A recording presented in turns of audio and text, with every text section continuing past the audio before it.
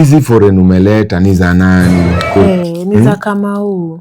Juu ile Rizla tumemaliza sahi ni different. Wallahi. Hebu acha niwashe. Hizi zakakushika. Ausikii? Leo nimetembea nje.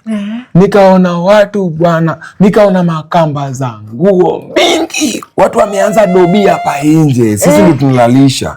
Baba, hizo si ni pole za stima. Ni pole za stima? Si ati watu wameanza dobi wakaniacha. Hapana.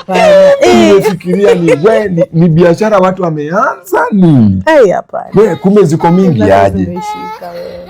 Zangu zimeshika. Zako zimeshika. Azima Maria yezi. Usikini hadi hapa mali niko nasikia tu joto. Na feel tu niende 9th floor huko. Nipigwe tu na upepo alafu niteremke tu kama parachute. Mami, hiyo ni suicide.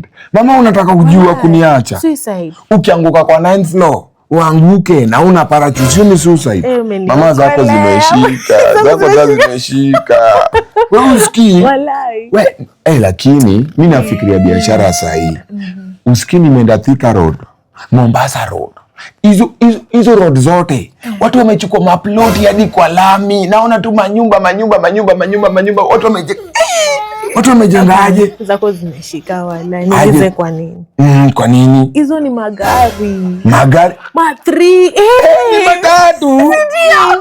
Sikujua hadi sikunotice. Niliangalia hivi nikaona business opportunity manyumba. Mimi nimedhani watu wamenya kwa Kenya yote kama mimi nimechezea hapa.